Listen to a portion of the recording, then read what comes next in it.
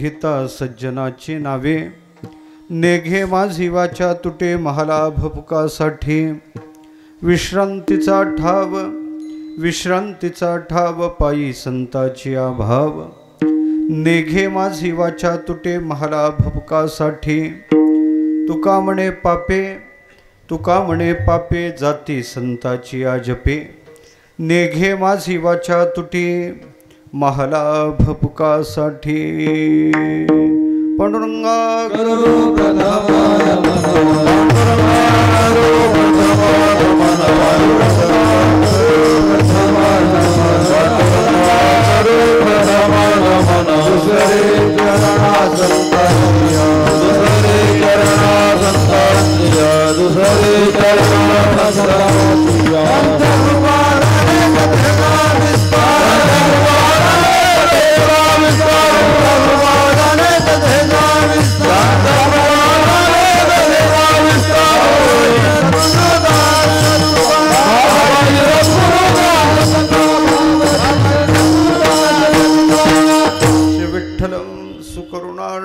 सुतोषम दिनेष्टपोषण मगसहंति सिंधुशोषम, श्री रुक्मिणी मतिमुषम पुरुषम परंतम, वंदे दुरंतचरितम हृदि संचरंतम। ज्ञानेश्वर भगवान विष्णु, निवृत्तिर्भगवान हरः, सोपानो भगवान ब्रह्मा, मुक्ताख्या ब्रह्मचित्कला। कथम यातोसि वैकुंठम मानवं देहमत्यजन, तुकाराम महासाधु कृपया ज्ञापयस्व माम्। आदौ कर्म प्रसंगात कलेति कलुषं मातृकुक्षौ स्थितं मां, विन्मुद्रा मेध्य क्वथयति नितरां जाठरो जातवेदा। यद्यद्दुःखं यतेति नितरां शक्यते केन वक्तुं, शन्तव्यो मे पराधः शिव शिव शिव भो श्री महादेव शंभो। सम्पाद्य ज्ञानं च विधाय भक्तिं, विलोकितो येन समाधिराजः, वैराग्यवन्तं सुविचारयुक्तं, नमामि जोगं शिरसा गुरुं तं ढल।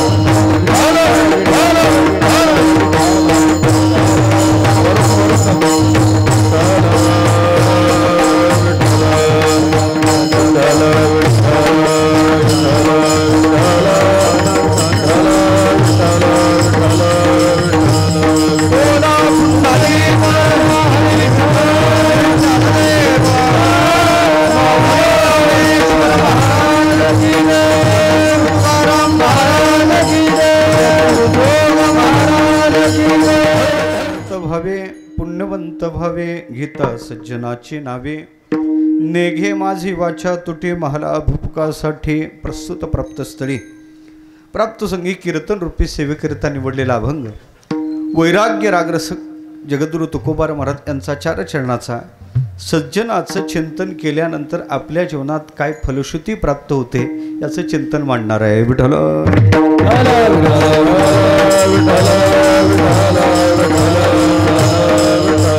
चिंतनाला आरंभ करण्यापूर्वी परिहार द्यायचा तो असा, भगवान परमात्म्याच्या कृपेनं साधू संतांच्या आशीर्वादाने वैकुंठवाशी निवृत्ती नारायणरावजी मेखले यांच्या प्रथम पुण्यस्मरणानिमित्त एकंदरीत मेखले कुटुंबाने ठेवलेला हा 8 दिवसाचा भक्ती उत्सव, खऱ्या अर्थानं पाहायचं असं म्हणावं वाटतं, हा उत्सव पाहून धन्य माता पिता।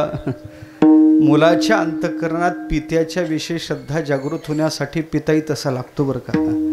एरवी पिता असतो, पिता असते वेळेस नाही श्रद्धा निर्माण होत, म्हणून असं आदर्श जे जीवन आहे, चेहरा पाहिला ते गंध पाहिलं काच लक्षात येते का आदर्श एका पित्याचं हे प्रथम पुण्यस्मरण, प्रथम वर्ष श्राद्ध, त्यानिमित्त चालू असणारा अखंड हरिनाम सप्ताह, गोड अशा प्रकारचं आयोजन मेखले कुटुंबियांनी हा भक्ती उत्सव मोठ्या आनंदानं ठेवलेला आहे। त्यांचे तिन्ही चिरंजीव हरिभक्तीपरायण आमचे मुकुंदरावजी मेखले, रामदासरावजी मेखले आणि सुरेशरावजी मेखले. आणि खरंच पुण्यवान कुटुंब आहे. आत्ताच 111 ज्ञानेश्वरीची पारायण भगवान ज्ञानोबराच्या दरबारात केलेले आहेत. अजान वृक्षाची पाने जाण बक्षुनी करीला अनुष्ठान, त्यासी होईल ज्ञान येथ संशय नाही. असं ज्यांनी पारायण केलेलं आहे, ज्या कुटुंबियाला संत सेवेची अखंड आवडी आहे, पण अखंड संत ज्या घरात राहतात, संतांचं वस्तीस्थानच आहे, असं हे मेखले कुटुंब. त्या तिघांनी सुद्धा मोठ्या आनंदाने आपल्या मातृपितृचरणाचं हे वर्षश्राद्धाचा कार्यक्रम, पुण्यस्मरणाचा कार्यक्रम मोठ्या आनंदात अशा प्रकारचा ठेवलेला आहे. दुपारच्या सत्रात आमचे हरिभक्तीपण आदरणीय श्रद्धेय भागवताचार्य महंत श्री रामकृष्ण बाबा शास्त्री महाराज काकाजी यांचं भागवत आपण श्रवण करत आहात. आनंदाची गोष्ट हे वाटले का काकाजी? ज्ञानेश्वरी प्रवचन, ज्ञानेश्वरी प्रवचन दररोज आहेत. आणि विशेषतः ही आहे का आपल्या परिसरात सद्गुरू जोग महाराज गुरुकुल महाराजजी चालवतात. जोग महाराजांचं गुरुकुल, जोग महाराजांच्या पठडीत, जोग महाराजांच्या नियमानुसार अशा प्रकारचं ते गुरुकुल चालत आहे. विशेषत्वानं जोग महाराजांच्या दैदिप्यमान परंपरेत अशी काही रत्न तयार झाली, त्यापैकी महाराजजी आहेत. विठ्ठल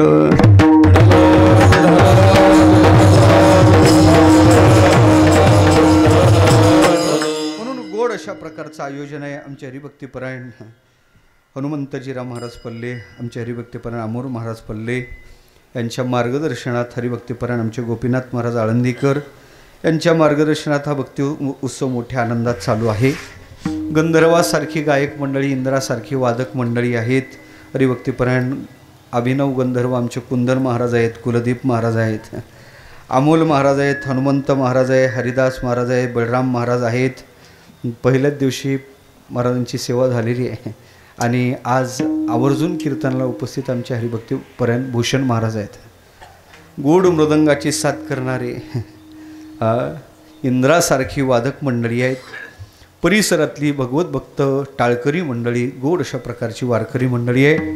आपल्या सगळ्यांच्या समवेत मर्यादित वेळेच्या आधी, मी त्या परंपरेतला आहे बाबा, आपल्या परंपरेत कीर्तन 40 मिनिटाचं आहे. किती?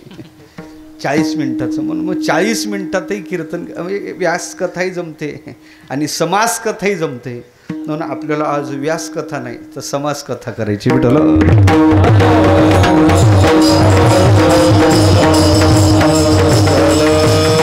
आई वडिलाच्या विषयी काय अंतःकरणात भावना असावी याचा आदर्श म्हणजे हा कार्यक्रम आहे. आई वडिलाच्या विषयी आमची संस्कृती सांगते, मातृदेवो भव पितृदेवो. आई वडील देव आहेत. बाबा जय हरी, ओळखलं का नाही? विसरले म्हणलं विठ्ठल.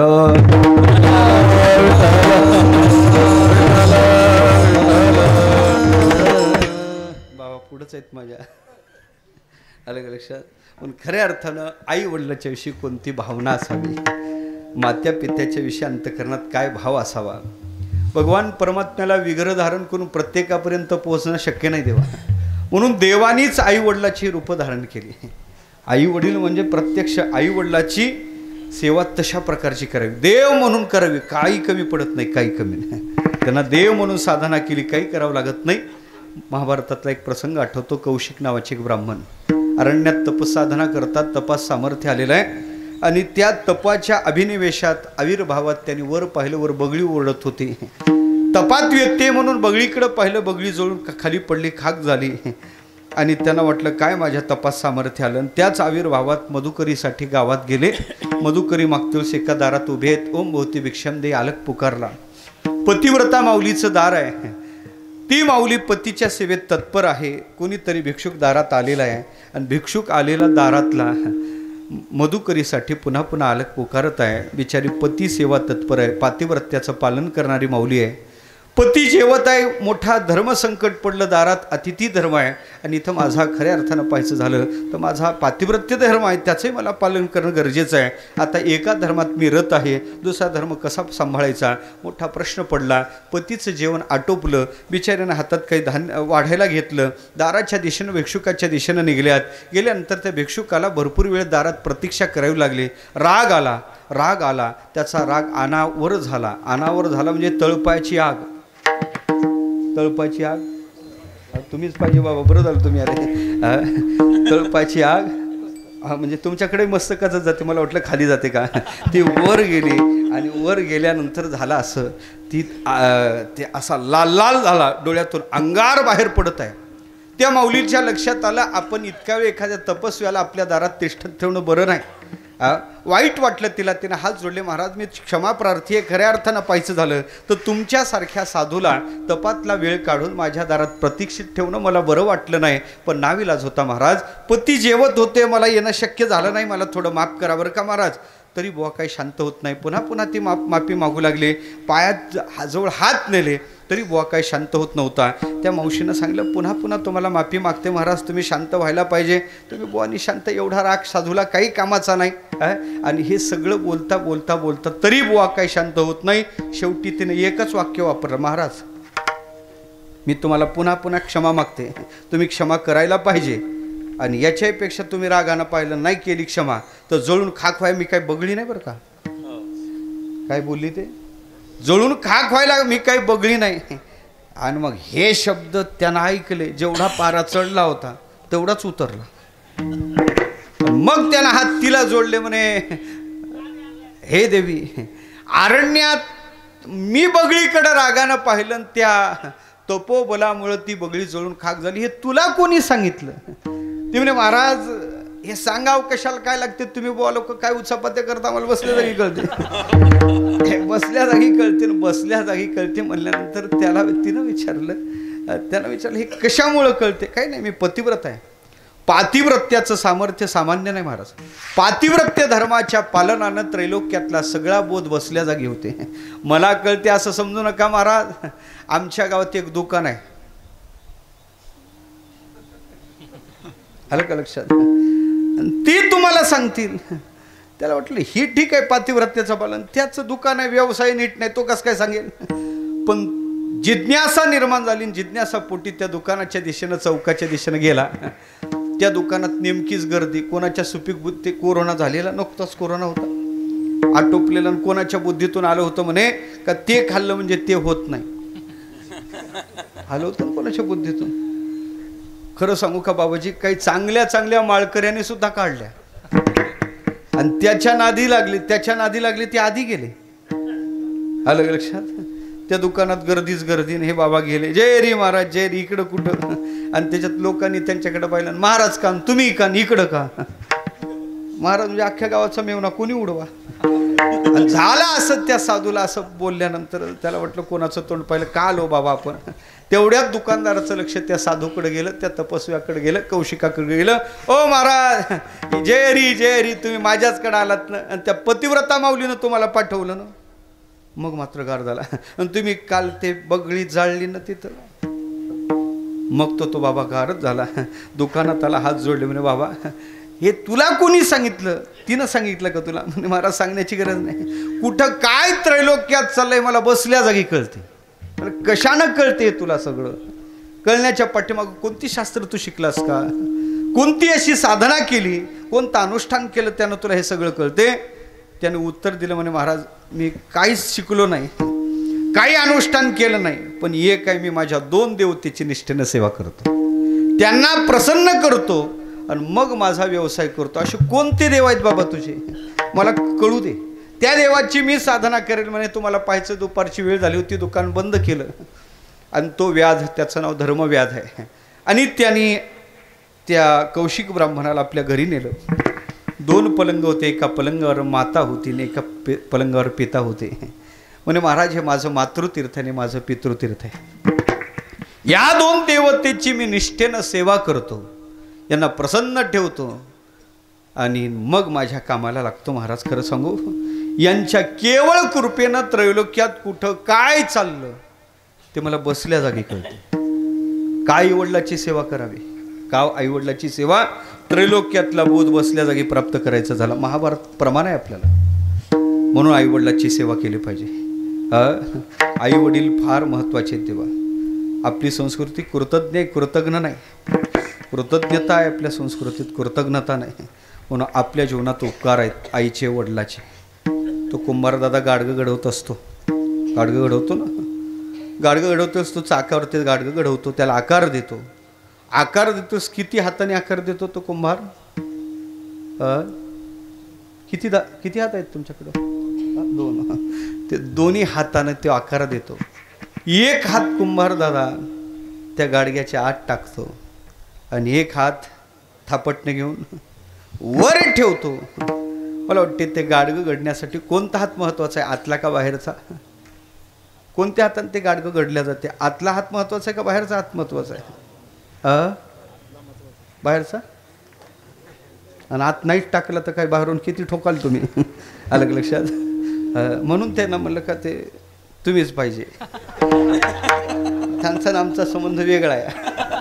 फक्त त्यांनी मला चाट दिली, येतो म्हणले ना, आले नाही. विठ्ठल आपलं ठरलं होतं सगळ्या टाळकऱ्याला माहित आहे. कीर्तन झाल्याबरोबर तुमच्यासोबत येतो म्हणले, पुन्हा गायब झाले, आलेच नाही ते.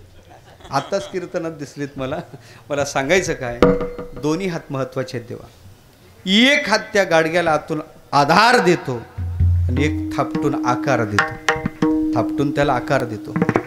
आधाराचा हात भेटला नाही तरी गाडगं घडणार नाही.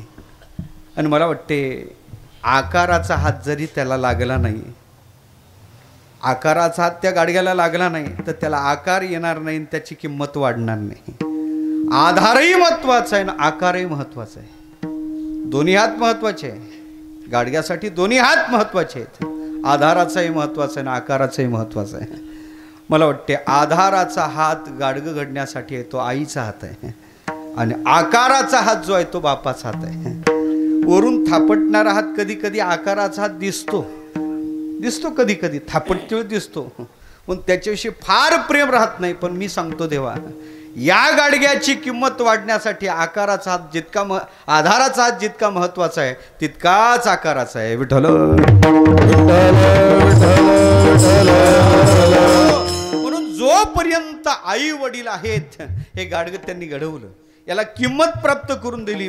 आई त्यालाच म्हणतात मान्यते पूज्यते जनही, ही तीच माता आहे बाबा. आणि त्या मातेनं आपल्याला हे जर असं शरीर दिलं असेल तर या आई वडिलाचे उपकार आपल्यावर आहे. जोपर्यंत आई वडील आहे तोपर्यंत मुलाचं कर्तव्य आहे त्यांची सेवा करायची.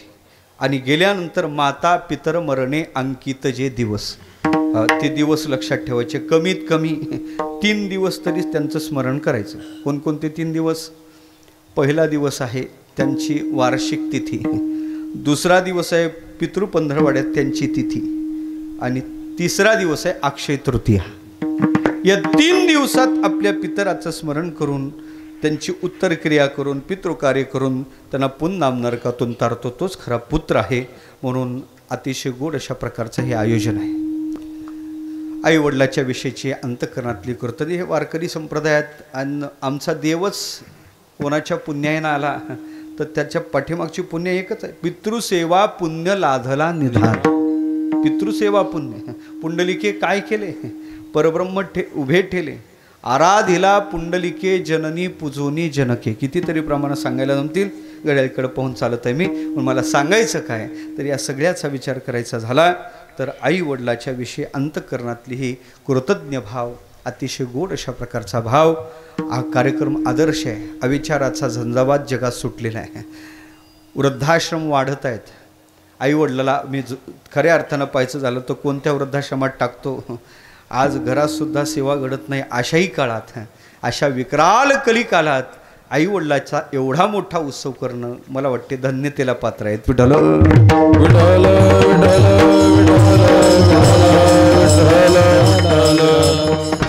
हे विचार त्यांच्याकडे येण्याच्या पाठीमागं पत्रिकेत जे फोटो पाहिलेत ना आपण, ते सगळ्या साधूचे आहेत. आतापर्यंत हे सगळे संत त्या घरात आलेत, त्या संतांच्या विचाराने हे प्रवृत्त झालेत आणि त्याच्यामुळे आई वडिलाच्या विषयीची भावना आहे. वास्तव्यात पाहायचं झालं तर अशी संतांची सेवा करणारं कुटुंब आहे. आई वडिलाच्या विषयी अंतःकरणात आदरभाव असणारे हे कुटुंब कोटी कोटी धन्यतेला पात्र आहे. आज 5वा दिवस का 4था? 5वा दिवस. आज माझ्या वाट्याला ही सेवा दिली. पूजनीय शास्त्री महाराज माझ्या पुढं आहेत. आता त्यांच्या पुढं काय बोलावं हा मोठा प्रश्न आहे मला. खऱ्या अर्थानं पाहायचं झालं तर मोठी मंडळी कीर्तनात असले तर जरा दडपण येते. एरवी काही दडपाय जमते. अलग लक्षात. पण शास्त्री महाराज माझ्या पुढं आहेत, पण मला आधार आहे.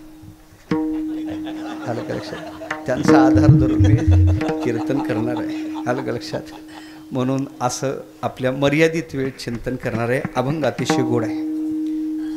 अभंगाचा महाराज साधूची सेवा, सज्जनाचं चिंतन आपल्या जीवनात केलं काय मिळते याचं चिंतन सांगतात.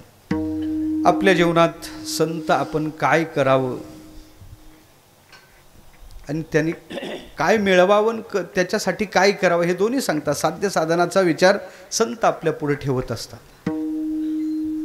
व्यवहारात कोणी आपल्या यशस्वी जीवनाचं रहस्य जगाच्या समोर सांगत नाही, देवा नाही सांगत. पण संत असे आहेत आपल्या यशस्वी जीवनाचं रहस्य जगाच्या समोर प्रगट करतात.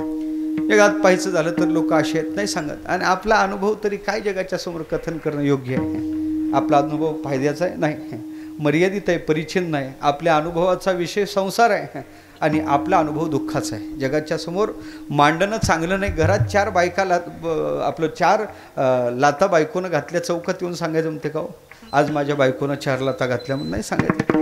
आपला अनुभव जगाच्या फायद्याचा नाही सांगणं भूषणास्पद नाही, दूषणास्पद आहे. म्हणून आपला अनुभव जगाच्या समोर उपयोगाचाही नाही. आणि झाले व्यवहारातलं एखादं रहस्य आपल्याला अवगत तरी ते रहस्य जग प्रगट करत नाही. उदाहरण सांगतो. आमच्या आळंदीत एक वडेवाले आहेत, गोड वडेवाले आहेत, चौकातच आहेत. आलं का लक्षात तुमच्या? आळंदीकरांना लक्षात आलं असं? आलं का लक्षात? मला तुमच्या लक्षात आलं का नाही? आलं ना? कोणते तुम्ही कोणते घेतले म्हणजे तुम्ही कुठं उडालं? ऐका, कोणते घेतले? पार्किंग मधले घेतले का तिकडले घेतले? दोन्ही माहित आहेत का तुम्हाला? बरं जाऊ द्या. ते चांगला असतो वडा आहे का नाही? वडा चांगला असतो. ते वडेवाले सहज मी तिथून जात होतो, त्यांना ते ओळखीचे वडेवाले असल्या कारण महाराज या या या या या नुकतेच वडे चालू केले होते. महाराज घ्या ना एखादा वडा घ्या. त्याने वडा आणला, गरम होता. खाते वेळेस असा खमंग लागला वडा. कुंदन महाराज तोंडाला पाणी सुटलं. खरं सांगतो तुम्हाला, असा वडा होता. एक वडा तर खाल्ला. म्हटलं का हो, वडा फारच सुंदर झाला. म्हणजे महाराज आणखीन एक आणू का? आणखीन एक आणला. आणखीन एक म्हणता म्हणता 2 वर नाही भागलं बाबा. पुन्हा त्याने 2-4 आणून ठेवले. आणि तो आपलं गिराईक पाहत होता. तेवढे फस्त केले. 8-10 वडे, म्हणजे तुम्हाला माप सांगतो, 8-10 वडे खाल्ले.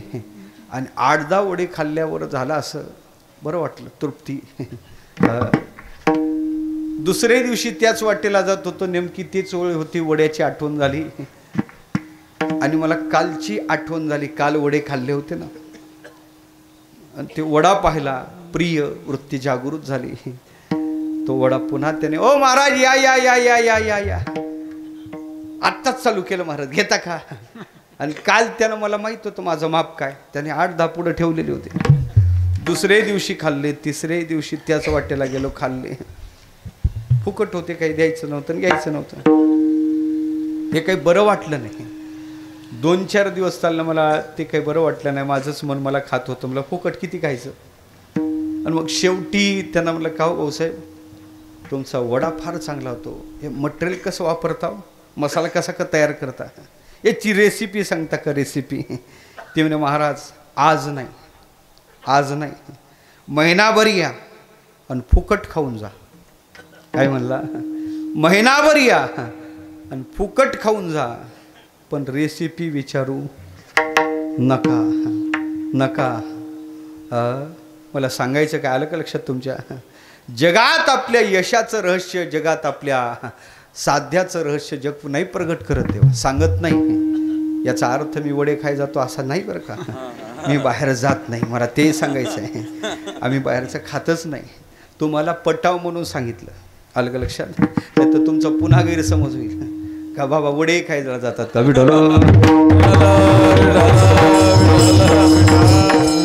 दृष्टांत आहे. दृष्टांत माझ्यावर घेऊन मी सांगितला. मला सांगायचं काय, याचा अर्थ असा आहे, जग आपल्या यशाचं रहस्य सांगत नाही, पण संत आपल्या जीवनात आलेले सगळेच अनुभव कथन करतात. म्हणून तर तुकोबार म्हणतात, जे जे परमार्थ प्रांतात मला अनुभव आले त्याची या जगाला मी देतो ना. अनुभव आले अंगा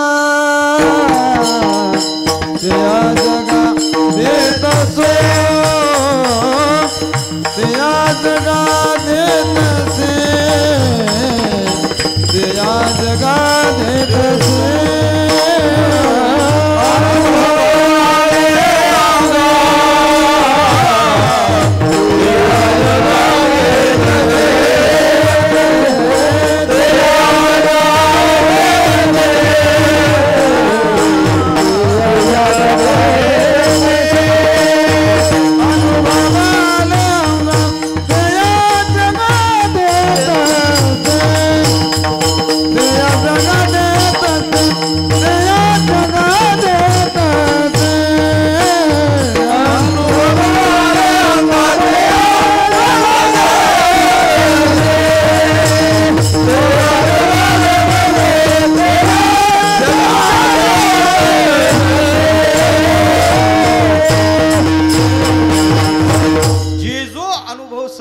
जीवनात आला, जो जो अनुभव आला ते संत प्रगट करतात. अनुभवी आले अंगात ते या जगा, हागे माझा अनुभव भक्ती भाव भाग्याचा. संत आपला अनुभव परमार्थ प्रांतातला प्रगट करतात. जगाने त्याचं अनुकरण करावं म्हणून संत साध्याचाही अनुभव सांगतात आणि साधनाचाही अनुभव सांगतात. काय साध्य प्राप्त करायचं ते सांगतात आणि कसं प्राप्त करायचं ते सांगतात. काय मिळवायचं हेही सांगतात, कसं मिळवायचं तेही सांगतात. आज तुकोबार आहे आपल्याला काय व्हावं हे सांगतात, काय झालं पाहिजे आणि त्याच्यासाठी काय केलं पाहिजे. महाराज म्हणतात काय झालं पाहिजे, बाकी काही होण्यापेक्षा माणसाने पुण्यवंत झालं पाहिजे आणि त्याच्यासाठी काय केलं पाहिजे. पुण्यवंत भावे भावे पुण्यवंत भावे.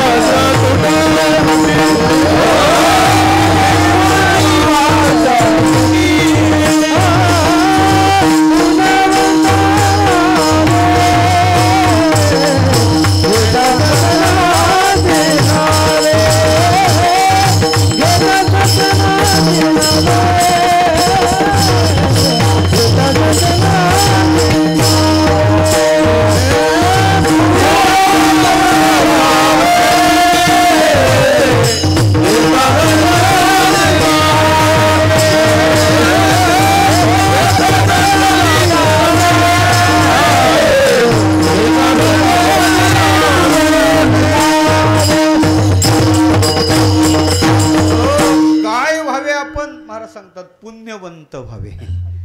काय व्हावे म्हणजे महाराज आणि कशानं व्हावे, सज्जनाची नावे घेता.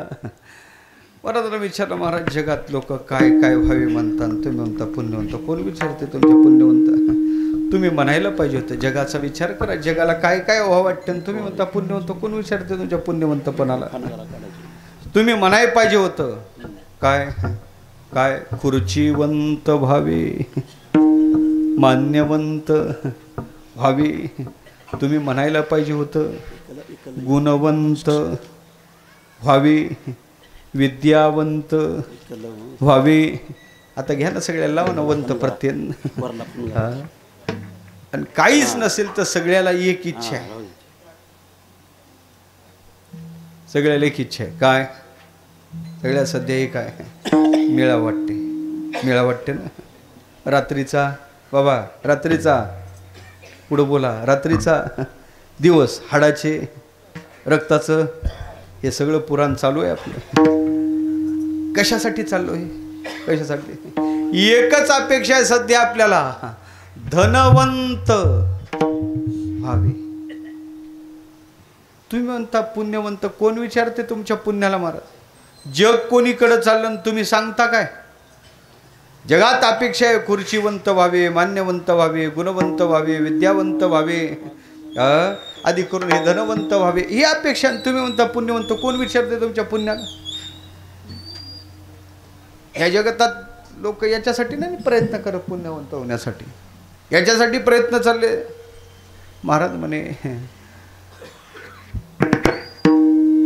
मी सांगितलेलं बरोबर आहे, पुण्यवंत व्हा. महाराज जगाची नस तपासून जरा, नस तपासून औषध दिलं पाहिजे. काय किंमत आहे तुमच्या पुण्यवंतपणाला? कोण विचारते तुमच्या पुण्यवंताला? महाराज या जगतात पुण्यवंताला किंमत नाही. या जगतात किंमत जर कोणाला असेल तर ती धनवंताला आहे. धनवंताला गी सर्व मान्यता आहे जगी, सर्व मान्यता आहे जगी, सर्व मान्यता आहे जगी.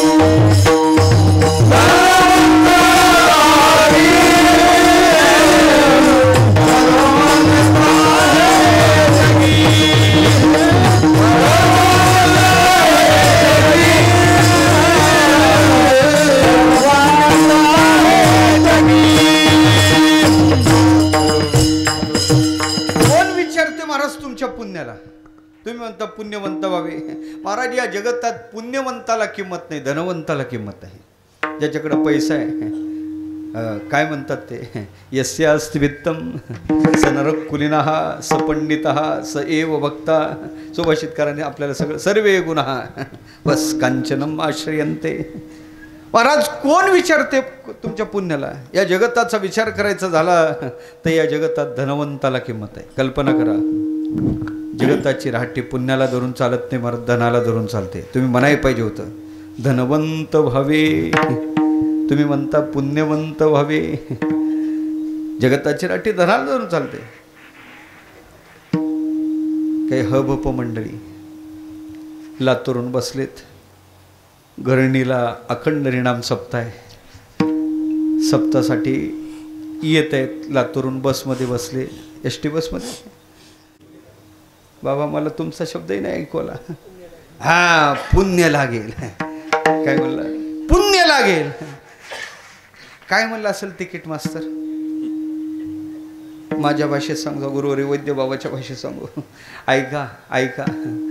तो म्हणला तुर्त तेवढे तिकिटाचे पैसे द्या,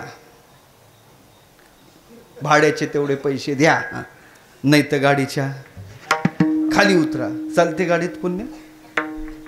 चालते का? नाही. आणि तुम्ही म्हणता काय व्हावे पुण्य? कोण विचारते तुमच्या पुण्याला? काही आपलंच घेतो दुसऱ्याचं घेण्यापेक्षा. काही मंडळी मॉलमध्ये गेलेत, हरिभक्तीपरायण मंडळी, सगळे पांढरे कपडे घालून मॉलमध्ये गेले. एवढी लिस्टच ठेवली सामानाची. जय हरी आम्ही हरिभक्तपरायण महाराज मंडळी आहे, आळंदी करा. एवढं जर तुम्ही साहित्य आम्हाला दिलं ना तर तुम्हाला ते तुम्ही म्हणा ते काय लागेल. काय म्हणलं असेल तो दुकानदार, काय म्हणला असेल त्या मॉलवाल्याने? तसं बाहेर काढलं असेल का धक्के देऊन बाहेर काढलं असेल? कसं काढलं असेल? जगताच्या राहटीत कुठंच पुण्य चालत नाही. तुम्ही म्हणता काय व्हावे? पुण्यवंत. कोण विचारते तुमच्या पुण्याला महाराज?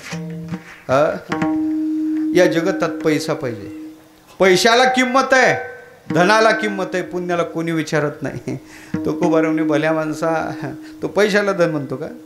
तू पैशाला धन म्हणत असशील तर पुण्य साध धन नाही. तुकोबाराव पुण्याला शब्द वापरतात परमार्थ. परमार्थ महाधना, परमार्थ महाधन, परमार्थ महाधना, परमार्थ महाधन. जोडी देवाचे चरण, जोडी देवाचे चरण, जोडी देवाचे चरण, जोडी देवाचे चरण. पावया रतन हे उपाय लाभाचे,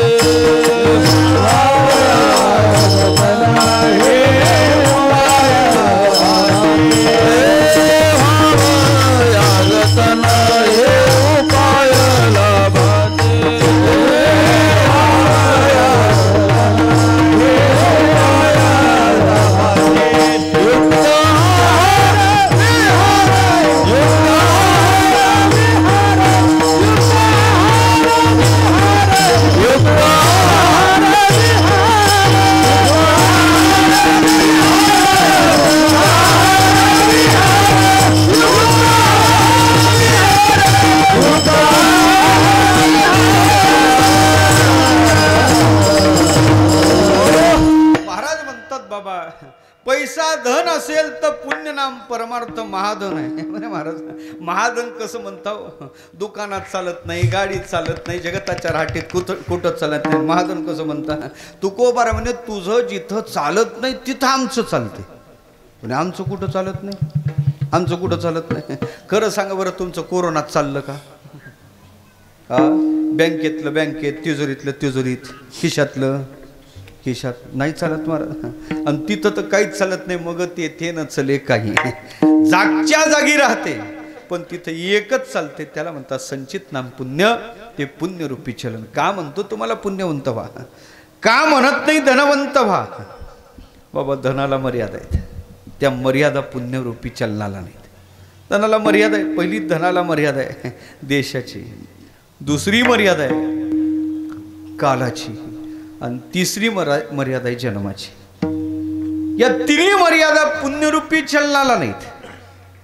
का पुण्य कमवा म्हणतो मी तुम्हाला, का पुण्यवंत व्हा म्हणतो, त्याचं कारण आहे लौकिकातल्या चलनाशी त्याची तुलनाच होऊ शकत नाही. लौकिकातलं चलन मर्यादित आहे, मर्यादित बसते.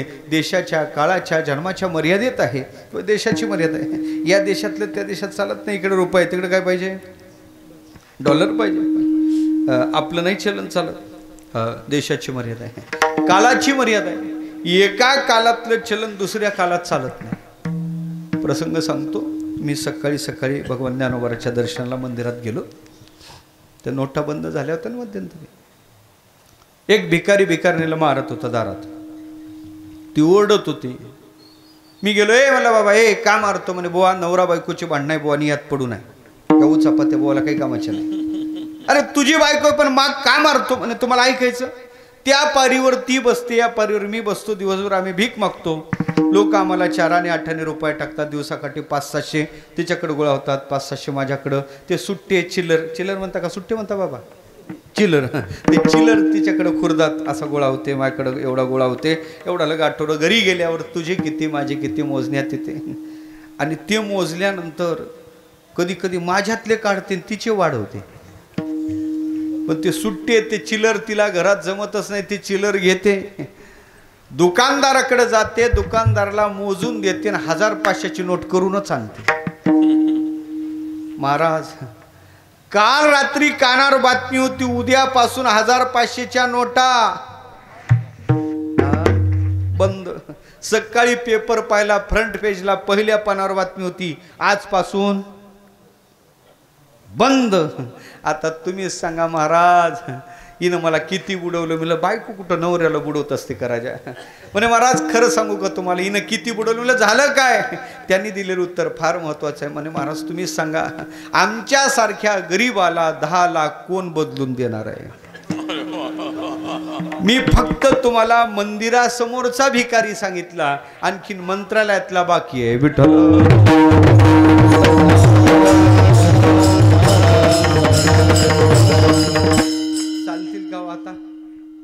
चालतील त्या नोटा चालतील बाबा आहेत का जुन्या काही तुमच्याजवळ असल्या तर द्या ना मला काही हरकत आहे का तुम्हाला द्यायला ऐका लौकिकातल्या चलनाला कालाची मर्यादा आहे नाही चालत एका कालातलं दुसऱ्या कालात सोपं सांगू का प्रॉपर्टीचा वाद लागला आणि विकोपाला गेला तर म्हणतो जा तुझ्याच्यानं होईल ते करून घे तुला फुटकी हा कवडी का म्हणतो आलं का लक्षात पैसे देत नाही रुपये देत नाही म्हणाय पाहिजे काय म्हणतो तो कवडी का म्हणतो माहिती आहे काही काळापूर्वी ही कवडी चलनात चालायची आता कवडीला मार्केटमध्ये घेऊन जा कवडीला कवडी किंमत नाही लौकिकातल्या चलनाला कालाची मर्यादा आहे आणि शेवटी सांगतो लौकिकातल्या चलनाला जन्माची मर्यादा आहे या जन्मातलं त्या जन्मात न्यायला जमत नाही किती कमवा इथंच ठेवावं लागते कफन को जेब नाही होते नाही काहीच नाही एवढं बांधून देतात देवा एवढं देतात ती काढून घेतात आमच्याकडं तुमच्याकडं कसं मला नाही सांगायचं माझ्याकडं घेतात ना काका तसंच जाऊ देतात नाही या जन्मातलं त्या जन्मात नाही जमत महाराज नाही जमत प्रसंग सांगतो मोठ्याचं घर आहे त्रिकालदर्शी संन्याशी दारात उभा आहे ओम भोवती भिक्षम दे आलक पुकारला यजमान दाराच्या दिशेने यायला निघाला तेवढ्यात एक विंचू दारात निघाला आणि तो विंचू उमरा चढून आत जात आहे जाता जाता जाता जाता जाता जाता त्या विंचवाकडे संन्याशाचं लक्ष गेलं उमरा चढत आहे तो विंचू संन्याशाला हसू आला स्मित हास्य गालातल्या गालात तो हसू लागला यजमानाने संन्याशाकडे पाहिलं आणि कोणाकडे पाहून हसतो तेवढ्यात त्याचाच पाय त्या विंचवावर पडेल यजमानाचा म्हणून त्या संन्याशाने सावध केलं ए बाबा पुढं पा विंचू आहे आणि विंचू म्हणल्यानंतर त्याने ते द्यायचं भांडं बाजूला ठेवलं द्यायचं साहित्य बाजूला ठेवलं आणि त्या विंचवाची पूजा करण्यासाठी साहित्य गोळा करायला निघाला ताट तयार करायला कशाने करतात विंचवाची पूजा तुमच्याकडं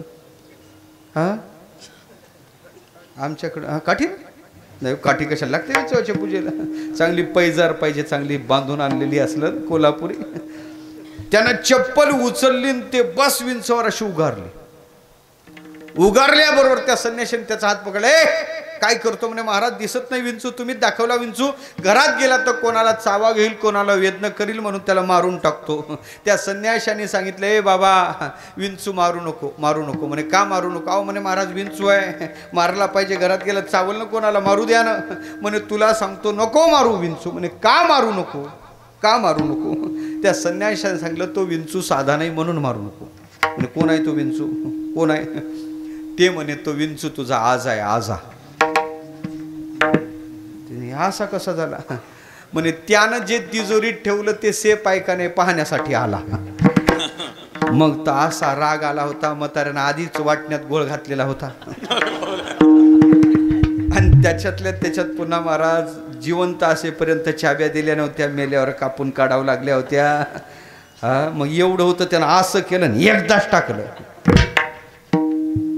विंचवाचं तद्धाम परमम विंचू गेला विंचू मेला आता माझा प्रश्न तुम्हाला असा आहे घर कोणाचं होतं बाबा घर कोणाचं होतं आपलं नव्ह आपलं कशाला त्याचं घर आपलं कशाला घेतात ते घर कोणाचं होतं त्या विंचवाचं नव्ह त्या विंचवाचं नातू कोणाचा होता मारलं कोण नातानं काय खरं आहे सांगा बरं आपलं असून आपल्या उपयोगाचं आहे तिजोरी का घर का नातू कोण उपयोग या धनाचा न धरी विश्वास जैसू तरुवर ध्याया या धनाचा न धरी विश्वास जैसू तरुवर ध्याया याती न चुके तरी हे भोगीसे लगाया या याती न चुके तरी हे भोगीसे लगाया हरि भजन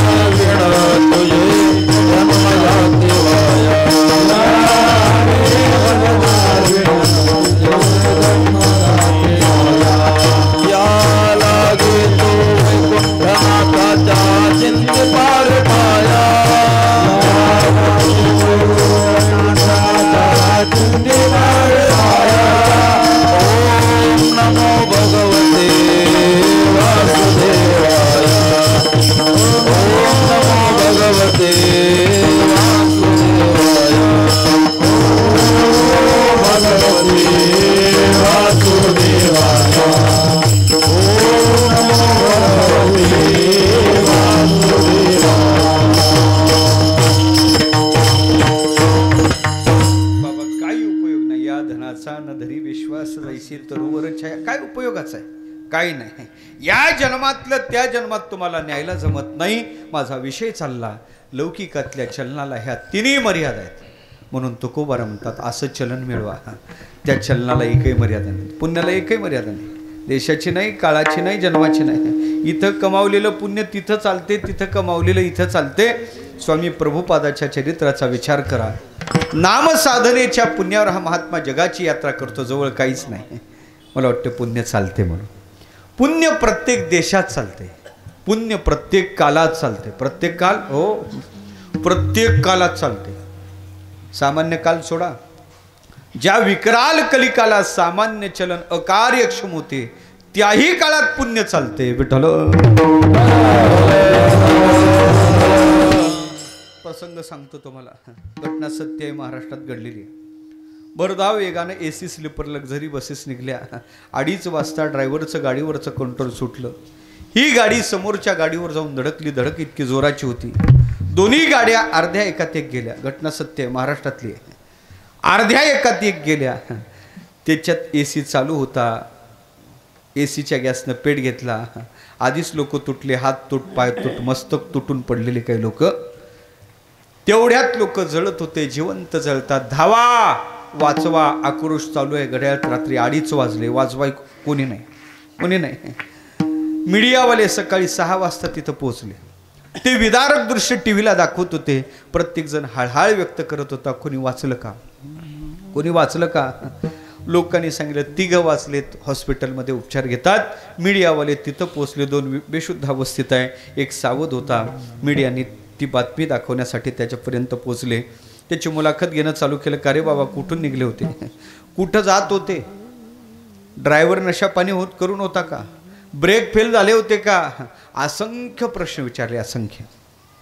शेवटी विचारलं गेलेत किती. म्हणे 32 जण गेले. 32 जण. वाचले किती. म्हणे आम्ही 3 वाचलो. त्याच गाड्यात तुम्ही होते. हो, 32 जण ज्या गाडीतले गेले त्याच गाड्यात आम्ही होतो. मग त्यांना विचारलं, का रे 32 जण त्यातले गेले आणि तुम्ही 3च वाचले, तुमचा काही वशिला होता का. नाही बाबा, वशिला चालत नाही. तुम्ही काही रक्कम सरकवली होती का. म्हणे रकमेवाले रकमेसह. आलं का लक्षात. मग तुम्ही कसे वाचले. मीडियाचा प्रश्न होता. उत्तर एकच होतं, आमच्याकडं थोडंफार शिल्लक होतं. येत आहे का लक्षात तुमच्या. काय ऐका, ज्या विकराल कलिकाला सामान्य चलन अकार्यक्षम होते त्याही काळात जे चलन चालते ते आहे पुण्य. ते मिळवा म्हणजे पुण्यवंत व्हा. विठ्ठल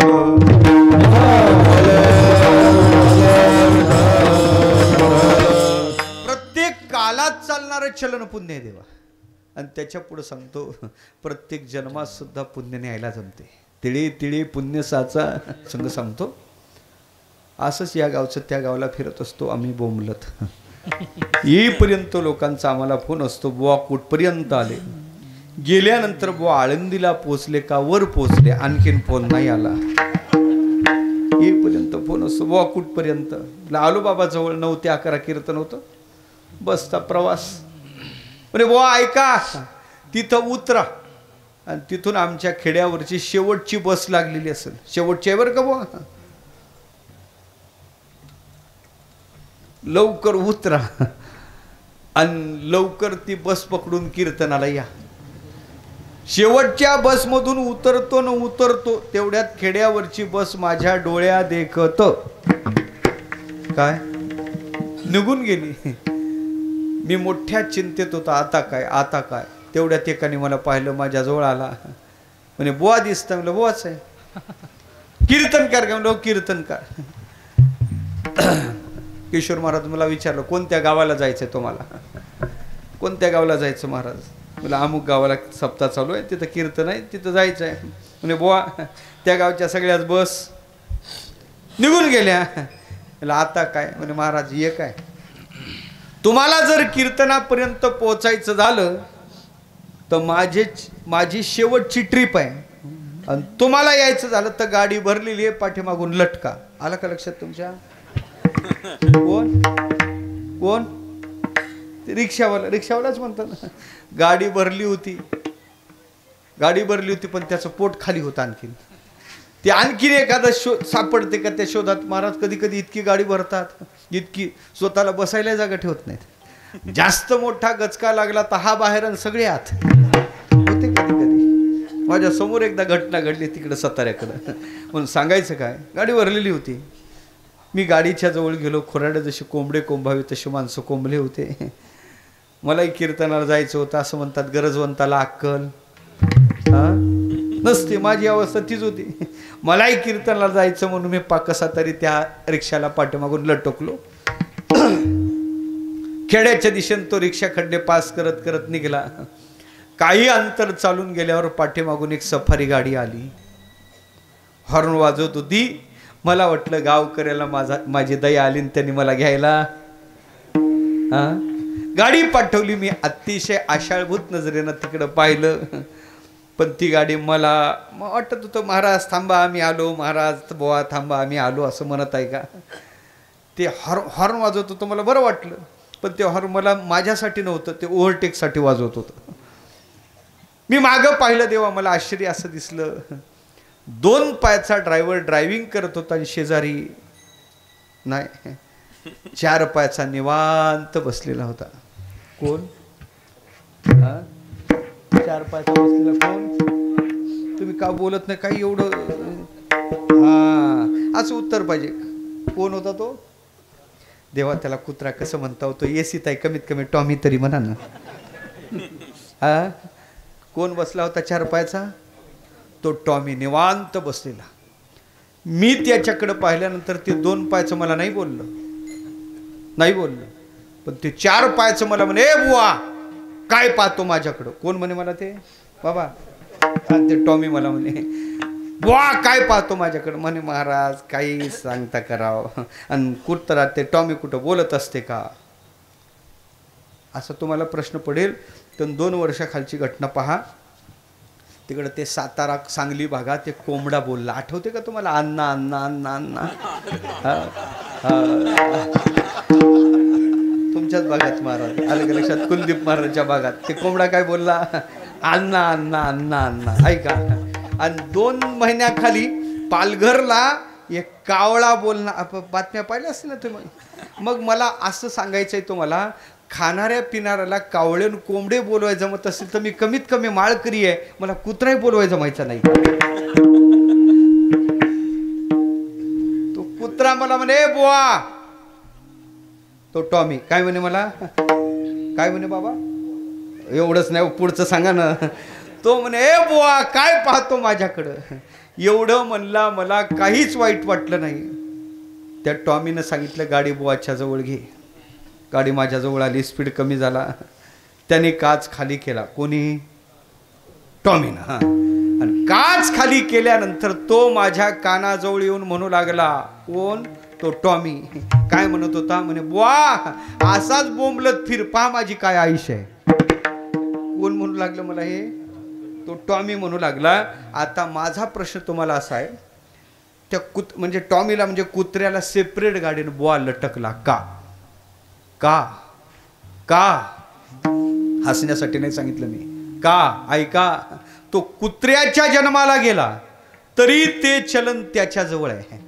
आणि हा बुवा झाला तरी ते चलन याच्याजवळ नाही. त्याला म्हणतात पुण्य. विठ्ठल.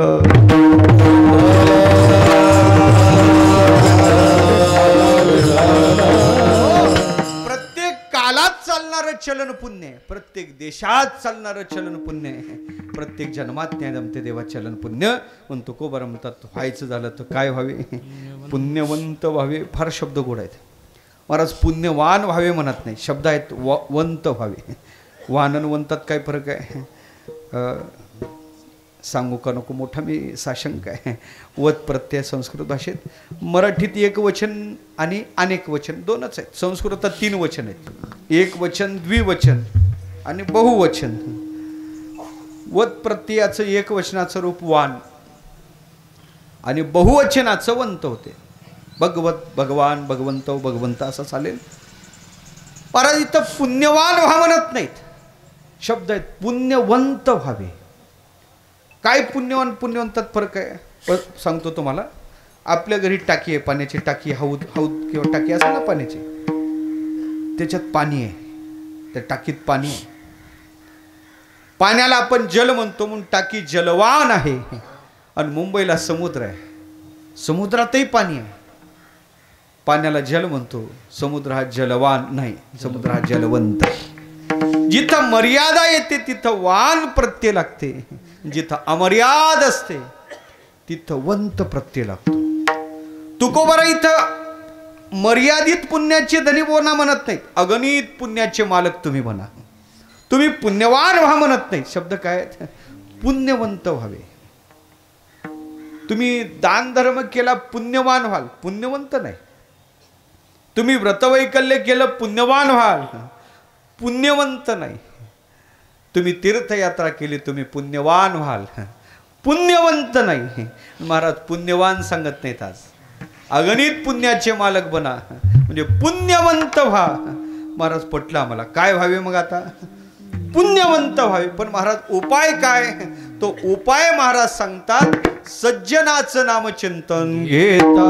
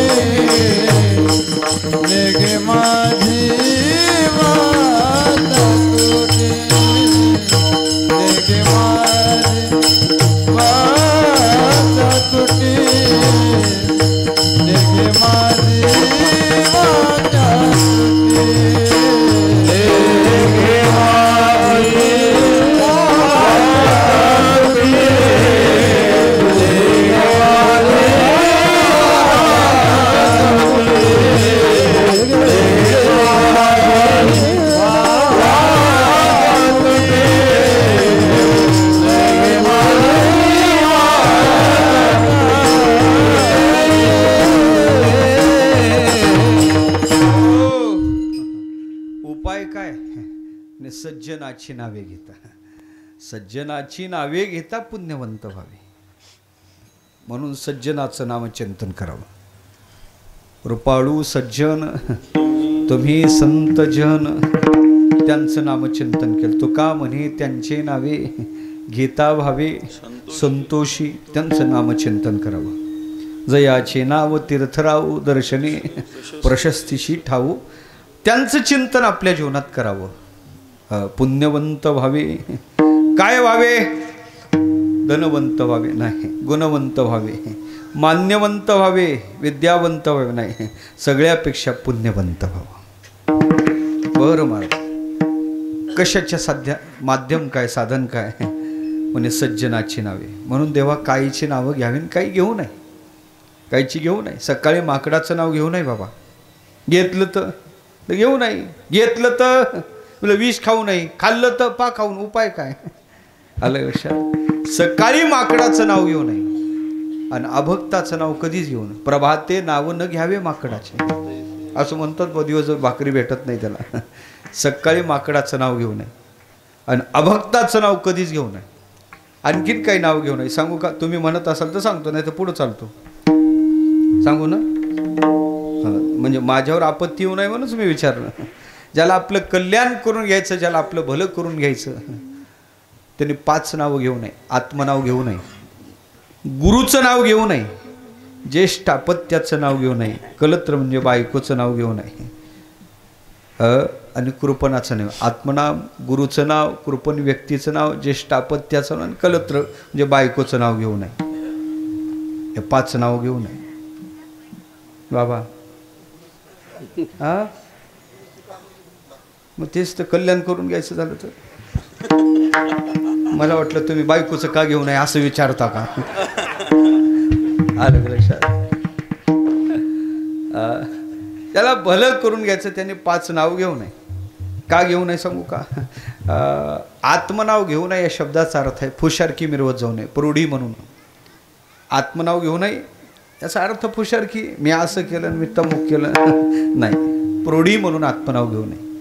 गुरुचं नाव घेऊ नये बाबा, याचा अर्थ आहे गुरुचं नाव एकेरी घेऊ नये. गुरुचं नाव एकेरी घेतलं तर दोष लागतो. आदर आहे त्यांच्याविषयी, आदर म्हणून एकेरी घेऊ नये. गुरुच्या नावाचा जप करायचा चालतो आणि गुरुचं नाव घ्यायचं झालं तर शास्त्र बोलते अभियुक्ता नाम नामधेयम श्रीकारपूर्वकम प्रयुज्येत. अभियुक्त पुरुषाचं नाव श्रीकारपूर्वक घ्यावं. म्हणजे गुरुच्या नावाच्या समोर श्री शब्दाचा प्रयोग करावा किंवा गुरुच्या नावाच्या ऐवजी श्री शब्दाचा प्रयोग करावा. एकेरी घेऊ नये, व्यवहारात दोष लागतो. पण गुरुचं नाव नाही घेऊ नये याचा अर्थ असा आहे आदर म्हणून एकेरी घेऊ नये. कंजूस व्यक्तीचं नाव घेऊ नये, सरळ सांगतो पाप लागू नये म्हणून घेऊ नये. ज्येष्ठ अपत्य मोठ्या मुलाचं नाव घेऊ नये. मुलाचं नाव घेऊ नये या शब्दाचा अर्थ आहे मुलाला, तसं मुलाच्या नावाचा विचार स्वतंत्र आहे. मुलाचे नावं, मुलाला तसे 5 नावं असावे. मुलाला 5 नावं असले पाहिजे. नामशास्त्र सांगते मुलाचं नाव समाक्षरी असावं, मुलीचं नाव विषमाक्षरी असावं. मुलीच्या नावात कोणते वर्ण असावे, मुलाच्या नावात कोणते वर्ण, ते स्वतंत्र चिंतनाचा विषय. ते काय कीर्तनात सांगत नाही, पुढे बहुत जाणे आहे असं भान ठेवतो. मुलाचं नाव समाक्षरी, राम चांगलं, घनश्याम चालते. मुलाचे नाव समाक्षरी असावे, 2 अक्षरी 4 अक्षरी असावेत. मुलीचे नाव विषमाक्षरी असावे. पण राधा राई समाक्षरी चालतात का. सिद्ध नावं असतील तर काही हरकत नाही. केशव माधव विषमाक्षरी चालतात का. देवतेचे सिद्ध नाव आहेत काही हरकत नाही. पण एखाद्या हिरोचे हिरोनीचे म्हणलं तर जमायचं नाही. मुलाला तसे 5 नाव. म्हणजे कोणते नाव, ज्या महिन्यात तो मराठी महिन्यात जन्माला येतो त्या मराठी महिन्याचा स्वामी असतो, त्या स्वामीचं नाव त्याला असते. अलग लक्षात. मराठी महिने आहेत ना आपल्याकडे, जानेवारी, फेब्रुवारी, मार्च, एप्रिल, मे, जून, जुलै, ऑगस्ट, सप्टेंबर, ऑक्टोबर, नोव्हेंबर, डिसेंबर, हे मराठी महिने आपल्याकडे आहेत नाही का.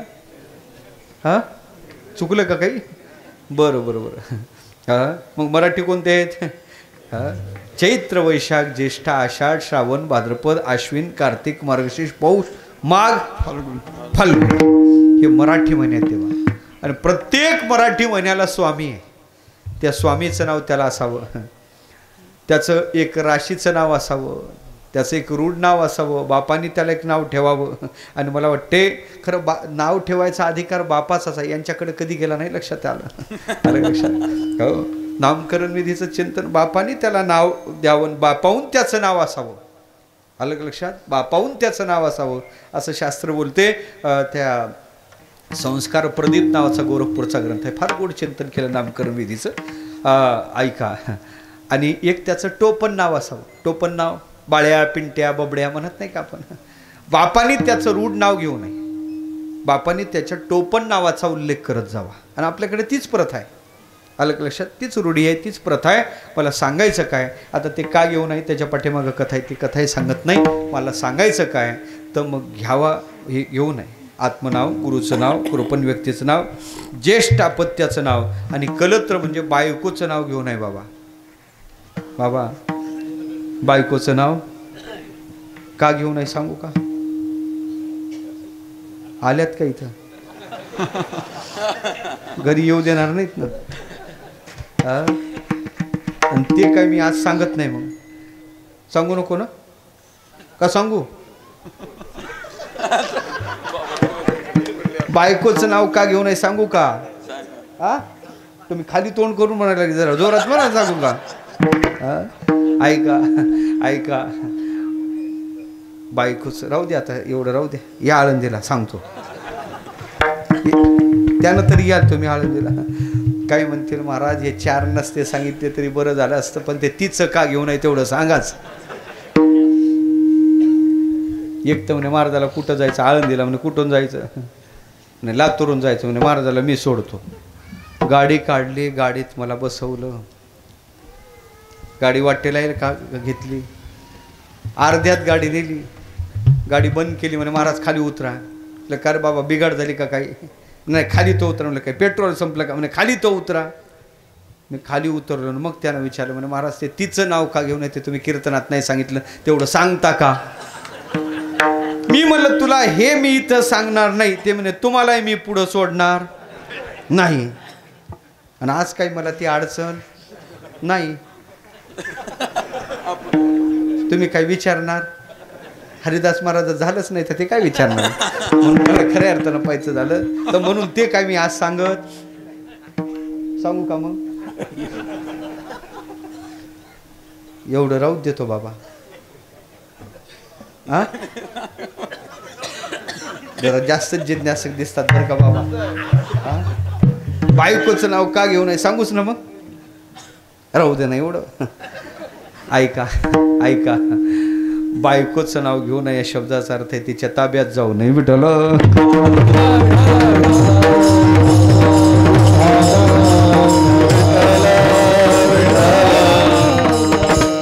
आणखीन 2-3 कारण आहे पण ते इथं सांगत नाही, या आळंदीला मग सांगतो. आलं का लक्षात?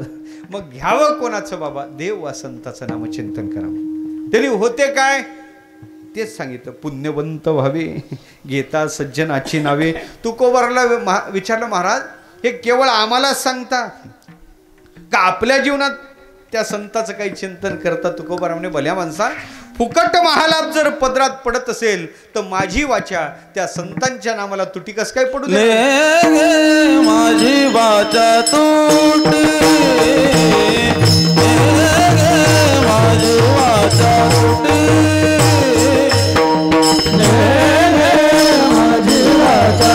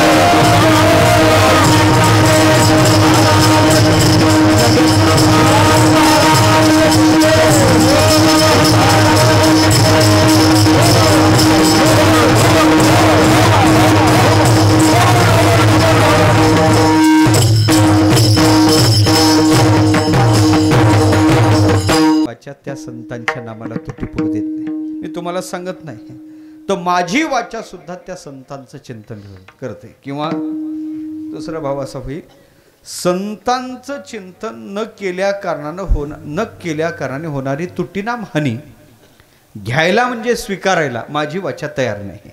नेघे माझी वाचा तुटी. कोणता अर्थ घ्या? माझी वाचा संतांच्या नामाला तुटी पडू देत नाही. म्हणजे का? महालाभ फुकासाठी फुकट महालाभ, फुकट महालाभ. का संतांची साधना करायची? महालाभ पदरात पडतो. प्रपंचाच्या प्रांतात लाभही नाही देवा. काय विषय आहेत? विषय कसे आहेत? आचार्य बोलतात, क्षणल विरसम दुःखैक बीजम तच्चिकीर्षन्ति मंदहा. शतश्लोकी चिंतन आलेलं आहे. क्षणल विरस होणारे दुःखाचं बीज आहे आणि अज्ञानी पुरुष त्याची अपेक्षा करतात. शाश्वत नाहीत, टिकणारे नाहीत, जाणारे आहेत. तापदुःख आहे, संस्कार दुःख, गुणवृत्ती विरोध आहे, परिणाम आहे, आदी करून हे सगळे दुःख ज्याच्या पाठीमाग आहे. सुख पाहता विषयातलं खरं त्याला लाभ म्हणण्याच्या योग्य नाही. काय यांचं चिंतन सज्जनाचं करायचं? महालाभ पदरात पडतो. महालाभ कशाला म्हणतात? महालाभ फक्त निकष सांगून जातो. महालाभ त्याला म्हणतात देवा, एकदा मिळाला का संपत नाही. मना महालाभ एकदा मिळाला का. प्रपंचातले विषय मिळालेले संपतात, जातात. शरीर आटे, संपत्ती आटे, हे जाणार आहे. याचा अर्थ असा आहे, प्रपंचातला कोणताच विषय शाश्वत नाही. ते माईक आहेत, जाणारे आहेत, मरके आहेत. महालाभ त्याला म्हणू शकत नाही आपण. महालाभाचा पहिला निकष आहे, एकदा मिळाला का संपत नाही. दुसरी विशेषता आहे, त्याच्या पलीकडे दुसरा लाभ नाही. यम लब्ध्वाच्या परम लाभम मन्यतेनाधिकम तथा यस्मिन स्थितो न दुःखेन गुणापि विचाल्यते. महालाभ महालाभ. त्या तुका म्हणे आता लाभ नाही या परता, याच्या पलीकडे दुसरा लाभ नाही. तिसरी विशेषता, एकदा मिळवला का जीवनात काहीच मिळवायचं शिल्लक राहत नाही. म्हणा महालाभ. आणि चौथी विशेषता सांगतो, महालाभ त्याला म्हणा, एकदा जीवनात मिळवला का जीवनात किती मोठं दुःख आलं तरी दुःख दुःख वाटत नाही. ज्ञानोबा बोलतो, शस्त्रानं त्याचा देह तोडला, अग्नीत त्याचा देह टाकला, तरी नाही तो जागा होत. शस्त्रीवरी तोडलिया का देह आगी माझी, पडलिया चित्त महासुखी पोहडलिया चेवोची नाही. नाही नाही. दुसऱ्या ठिकाणी ज्ञानोबाची आणखीन एक गोड होई आहे. ज्ञानोबा बोलतात, त्रिविध ताप त्याच्या जीवनात एकदा स्तप्त करायला आले ना बाबा, तरी तो तापल्या जात नाही. त्रिविध मुख्य आघवे उपद्रवाचे मेळावे, वरी पडलिया ही नव्हे वाकुडा जो. आमच्याकडे एकानं जरी जरा कानोडा डोळा केला, पडलं तर लांब राहिलं, तरी आम्ही कपाळ धरून बसतो. देवा आमचं वेगळं आहे. त्रिविध तापाने एकदा स्तप्त केला. आदिभौतिक, आदिदैविक, आध्यात्मिक त्रिविध ताप एकदाच त्याच्या जीवनात आले. त्याच्या जीवनात महालाभ पदरात पडलेला असेल ना, नाही वाटत त्याला ते दुःख होत नाही होत. कथाही आठवल्या आपण घड्याळ पुढे गेलेलं आहे. कितीतरी मोठ्या मोठे महात्मे साधू पुरुषाच्या जीवनातले प्रसंग पहा ना. साधूचे जीवन याला प्रमाण आहेत, म्हणून जीवनात महालाभ प्राप्त झाला. हा महालाभ साधूच्या साधनेनं, त्यांच्या चिंतनाने, सज्जनाच्या चिंतनाने प्राप्त होतो. म्हणून माझी वाचा त्या संतांच्या नामाला तुटी पडू देत नाही. महाराज पटलं. महालाभ पदरात पडतो, जीव पुण्यवंत होतो. पण महाराज आम्ही सामान्य संसारी जीव आहे. आम्ही थकलेले, भागलेले. आम्हाला इच्छा आहे काय? समाधान व्हावं, विसावा व्हावा, इच्छा आहे. कमी धावलो नाही विसाव्यासाठी. जीव विसावियाच्या चाडा, सैंग धावा धावी करीत असे बापुडा. किती धावलो सांगू तुम्हाला? 184 घेतल्या धावा. एवढं धावलो आणि अपेक्षा एकच होती, विसावा, समाधान होईल, विसावा होईल, आज होईल, उद्या होईल, परवा होईल, असं वाटत होतं. एवढं फिरून आलो, पण अनुभव आला, विश्रांती नाही कुठे. रात्रंदिवस कुठंच विसावा नाही महाराज. इथं आल्यावर असं वाटत होतं जरा मोठं झालं म्हणजे होईल विसावा.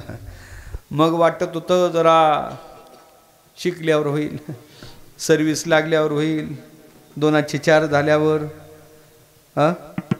2चे 4 झाल्यावर नाही. तुम्ही अनुभव सांगा मला. 2चे 4 झाल्यावर होईल नाही, 4चे 6 झाल्यावर होईल. हा मग तर असंच केलं तुम्ही. मग असं वाटत होतं पोरगा मोठा झाल्यावर होईल, पोराचं झाल्यावर होईल, पोराला पोरग झाल्यावर नाहीच का, नातू झाल्यावर होईल. नाही नाही बाबा, आयुष्य विसाव्यासाठी जाते पण नाही विसावा भेटत. शेवटीच लोक त्याला विसावा देतात. काय म्हणतात तुमच्याकडे, नेता नेता ठेवतात त्याला, हा काय म्हणतात त्याला, विसावाच. खरं सांगू का आपण, तो त्याचा विसावा नसतो, खांदेकऱ्याला मडजड झालेला असते. ते खांदेकऱ्याचा विसावा असतो देवा. विसावाच नाही, विसावाच नाही. मग विसावा पाहिजे का, विसावा पाहिजे तर त्याचं एक स्थान आहे. संताच्या पायावर, साधूच्या पायावर श्रद्धा समर्पण करा, त्यांनी तुम्हाला विसावा प्राप्त होईल. अभंगाचं 3रं विश्रांतीचा टाव, विश्रांतीचा ठाव,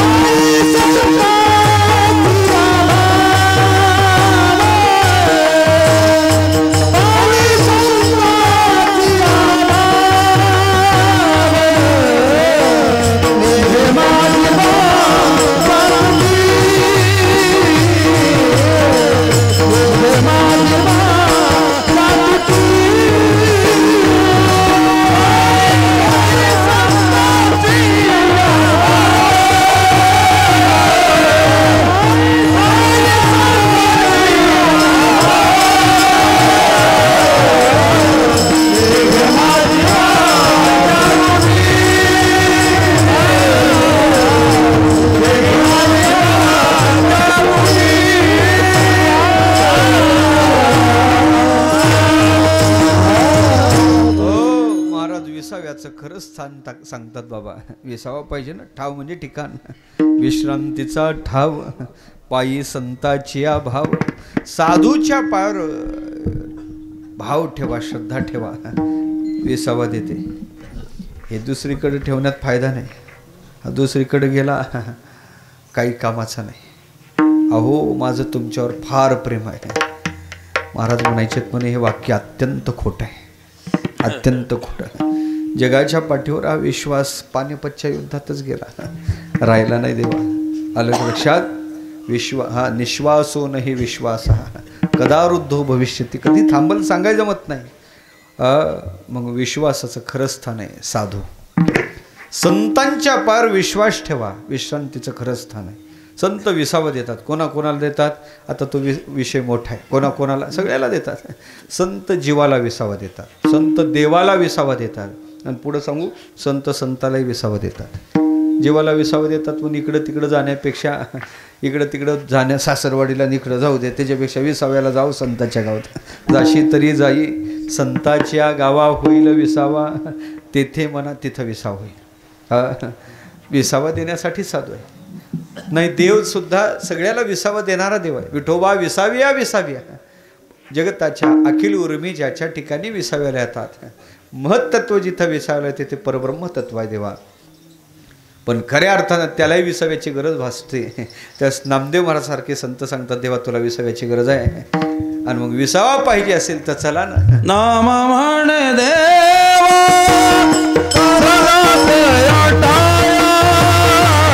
नाम म्हण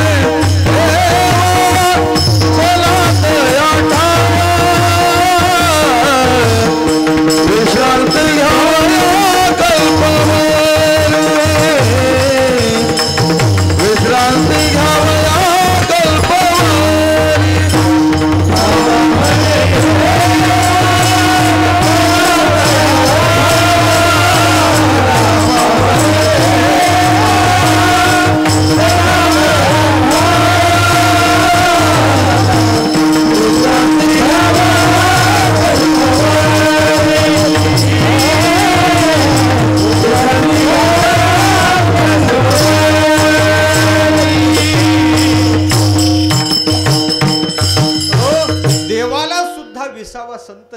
मनात नामा म्हणे देवा चला तया ठाया विश्रांती घ्यावया कल्पवरी साधूलाय विसावा विश्रांतीचे स्थान संताचे माहेर आदी करून मला सांगायचं काय विसावा देतात संत तिन्ही देहाला विसावा देतात स्थूल सूक्ष्म कारण कारण देहाचा विसावा आहे त्याच्या नाशात कारण देहाचं स्वरूप आहे अविद्या आवश्यक संज्ञा तद्वैची नाही कदा अविद्या रूप अज्ञान रूप आहे ना तो त्याचा नाश झाला पाहिजे त्याला विसावा होतो सूक्ष्म देहाचा विसावा आहे तो त्या विकाराच्या संपर्कात गेला म्हणून त्याला दुःख आहे त्याला विसावा पाहिजे असेल तर त्याचा बाद झाला पाहिजे आणि मला वाटते हा संताच्या संगतीत साधूच्या संगतीत विशिष्ट उपचारात साधनेनं याला विसावा भेटतो मला सांगायचं काय तिन्ही देहाला विसावा पाहिजे असेल आता स्वतंत्र तिघाच्याही कथा सांगायला जमतील स्थूल देहाला साधूने कुठं विसावा दिला कारण देहाला कुठं विसावा दिला आणि मला वाटते सूक्ष्म देहाला कुठं विसावा दिला पण एकाच प्रमाणात सांगतो रामेश्वर भट्टाच्या अंगाचा 10 चालू झाला अनगडच्या फकीराचा शाप लागला वैसे डोबते रो बाहेर आला किती वेळ थांबायचं पाण्यात शेवटी आळंदीला गेले ज्ञानोबाराची साधना अनुष्ठान मांडलं ज्ञानोबाराय प्रसन्न झाले आणि मग सांगितलं तुका सर्वाश्रेष्ठ प्रिय आम्हा थोर काजो अवतार नामयाचा त्याची तुझं काही घडली रे निंदा आणि म्हणून या बाधा जडली तुझं लक्षात आलं तुकोबाराचा अधिकार लक्षात आला आणि अधिकार लक्षात आल्यानंतर रामेश्वर भट्टांनी आपली श्रद्धा तुकोबाराच्या चरणावर समर्पण केली आणि समर्पण केल्यानंतर रामेश्वर भट्टांनी आपला अनुभव कथन केला का मी या तुको यांच्या समागमात गेलो आणि माझ्या देहाला आराम प्राप्त झाला तिथं फार गोड प्रमाण आहे ते आणि त्या प्रमाणात रामेश्वर भट्ट असं सांगतात झाले विश्राम हे म्हणे रामेश्वर त्यांच्या समागमे झाले हे आराम देह माझे झाले हे आराम देह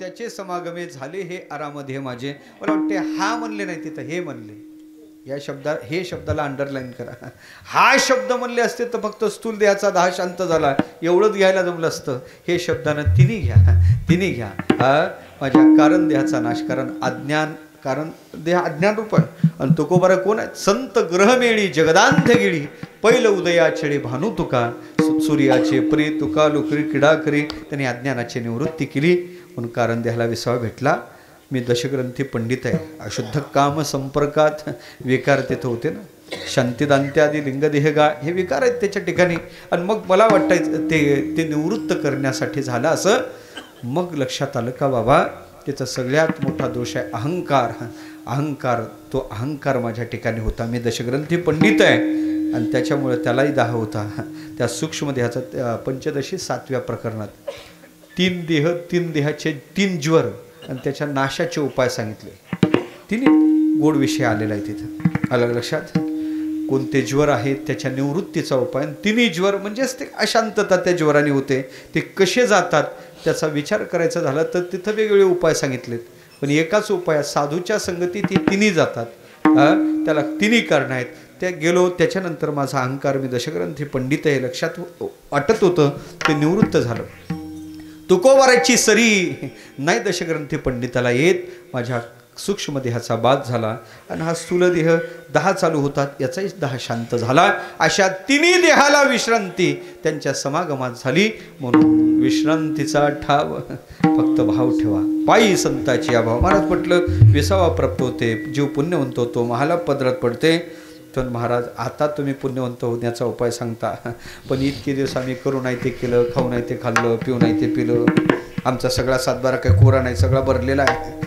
लय बोज आहे त्या 7-12वर आणि ते जर पाप तसंच राहिलं ना महाराज ते पाप तसंच राहिलं तर ते काही सुख देणार नाही कारण आता अमृत वाढत आहे पण भांड्यात विष आहे ना विषाच्या भांड्यात घेतलेलं अमृत तारत नाही महाराज मारतेच अमृते तरीच मरीजे जरी विकेसीचे विजय.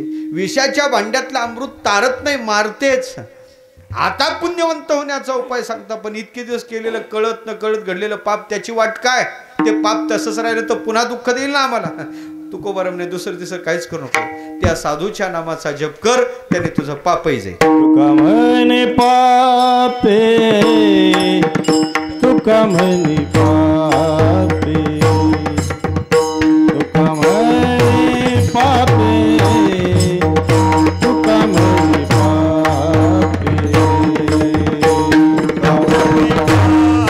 पापे, तुका